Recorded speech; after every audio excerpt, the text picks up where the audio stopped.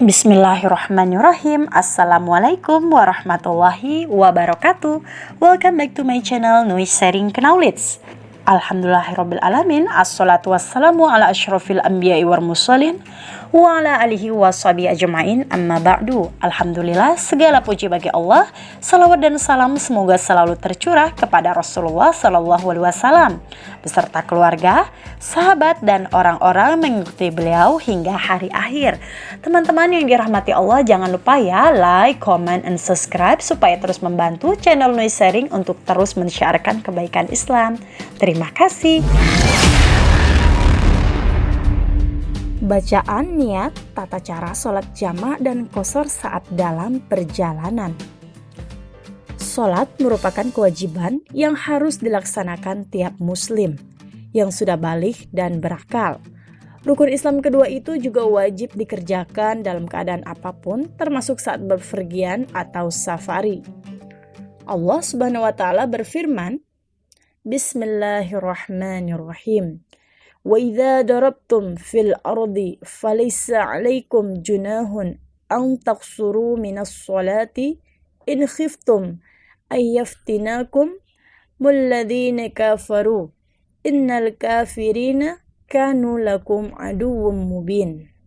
Artinya, dan apabila kamu berpergian di muka bumi, maka tidaklah mengapa kamu mengqashar sholatmu jika kamu takut diserang orang-orang kafir. Sesungguhnya orang-orang kafir itu musuh yang nyata bagimu.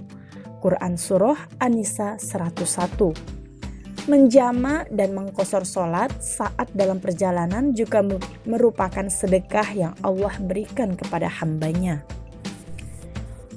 Yala bin Umayyah katanya, aku berkata kepada Umar bin Khattab mengenai ayat yang berbunyi tak ada dosa atasmu mengqashar sholat. Jika kamu khawatir terhadap orang-orang kafir yang hendak memberi cobaan kepadamu, Quran Surah An-Nisa 101, sementara manusia saat ini dalam kondisi aman, maksudnya tidak dalam kondisi perang. Umar menjawab, sungguh aku juga pernah penasaran tentang ayat itu, sebagaimana kamu penasaran. Lalu aku tanyakan kepada Rasulullah SAW tentang ayat tersebut.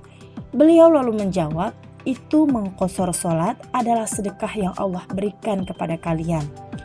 Oleh karena itu, terimalah sedekahnya, dan telah menceritakan kepada kami Muhammad bin Abu Bakar Al-Muqaddami telah menceritakan kepada Abdurrahman bin Abdullah bin Abu Amr dari Abdullah bin Bahabai dari Yala bin Umayyah katanya, aku pernah bertanya kepada Umar bin Khattab semisal hadis Ibnu Idris, hadis riwayat Muslim nomor 686, syarh sahih Muslim sahih.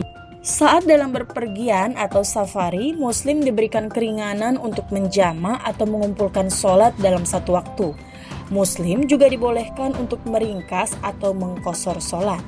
Sholat yang bisa dijama adalah sholat zuhur dengan asar dan maghrib dengan isya.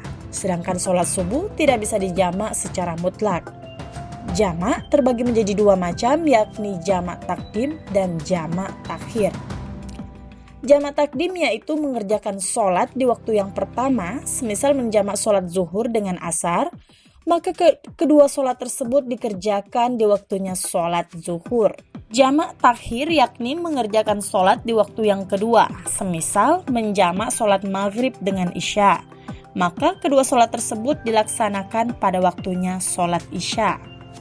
Seorang musafir bisa menjamak sholatnya jika berada dalam perjalanan yang dibolehkan untuk mengqashar sholat.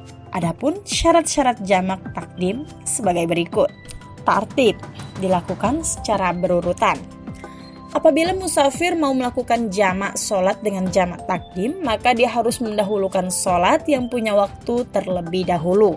Semisal musafir akan menjamak sholat maghrib dengan isya, maka dia harus mengerjakan sholat maghrib terlebih dahulu. Apabila yang dikerjakan terlebih dahulu adalah sholat isya, maka sholat isyanya tidak sah. Apabila masih mau melakukan jamak, maka harus mengulangi sholat isyanya setelah sholat maghrib. Bahkan apabila setelah mengerjakan jamak takdim secara berurutan, ia baru ingat bahwa sholat yang pertama tidak sah, maka secara otomatis sholat yang kedua tidak dianggap. Niat jamak pada waktu sholat yang pertama. Apabila musafir hendak melakukan sholat jamak dengan jamak takdim, maka ia harus berniat jamak pada waktu pelaksanaan sholat yang pertama. Jadi, selagi ia masih dalam sholat yang pertama, waktu niat jamak masih ada. Namun yang lebih utama, niat jamak dilakukan bersamaan dengan takbiratul ihram. Adapun contoh bacaan, lafal niatnya, niat sholat zuhur di jamak takdim dengan asar. Usolli fardhu zuhri arba'a raka'atin majmu'an bil asri jam'a takdimin ma'muman imaman lillahi ta'ala. Artinya, saya melakukan sholat fardu zuhur sebanyak 4 rakaat dikumpulkan dengan sholat asar dengan jamak takdim menjadi makmum atau imam karena Allah Ta'ala. Lafal niat sholat maghrib di jamak takdim dengan isya. Usolli fardhal maghribi salasa raka'atin majmu'an bil isya'i jama'a takdimin ma'muman. Atau kalau jadi imam, imaman lillahi ta'ala. Artinya, saya melakukan sholat fardu maghrib sebanyak 3 rakaat dikumpulkan dengan sholat isya dengan jamak takdim menjadi makmum atau imam karena Allah Ta'ala. Bersegera atau mualah. Maksudnya, antara kedua sholat itu tidak ada selang waktu yang dianggap lama oleh uruf atau kebiasaan. Apabila dalam jamak terdapat pemisah atau renggang waktu yang dianggap lama oleh uruf seperti melakukan sholat sunnah, maka ia tidak dapat melakukan jamak. Masih berstatus musafir sampai selesainya sholat yang kedua. Orang yang menjamak sholatnya harus berstatus musafir sampai selesainya sholat yang kedua. Apabila sebelum melaksanakan sholat yang kedua ada niat mukim, maka tidak boleh melakukan jamak sebab uzurnya dianggap habis. Syarat-syarat jamak takhir ada 2. Niat jamak di waktu sholat yang pertama. Waktu niat dalam jamak takhir ialah mulai masuknya waktu sholat yang pertama sampai tersisa waktu kira-kira memuat 1 rakaat. Misalnya, yang akan dijamak takhir adalah sholat zuhur dengan asar. Maka niat jamak takhir bisa dilakukan mulai masuk waktu zuhur sampai tersisa waktu 1 rakaat. Jadi, apabila seseorang yang hendak melakukan jamak takhir namun tidak bisa niat jamak sampai waktu sholat yang pertama habis, maka orang tersebut berdosa dan sholat yang pertama menjadi qada, bukan jamak.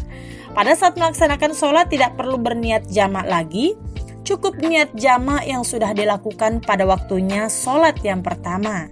Niat sholatnya seperti sholat biasa. Tetap berada dalam perjalanan sampai selesainya sholat yang kedua.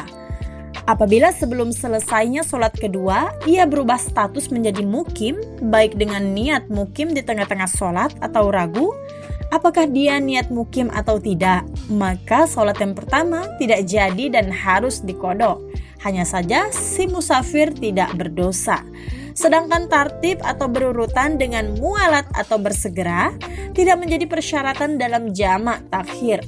Dengan kata lain, musafir bebas memilih sholat mana yang akan didahulukan dan apakah ia mau melaksanakannya dengan muawalat atau tidak. Akan tetapi ketika waktu sholat yang kedua sudah sempit, maka ia wajib mendahulukan sholat yang kedua. Cara sholat yang paling ringan adalah melakukan jamak takhir zuhur asar di akhir waktu asar.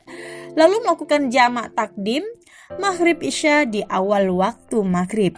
Dengan demikian, seseorang bisa melakukan 4 sholat itu hanya dengan 1 kali berwudu. Jamak qashar secara bersamaan.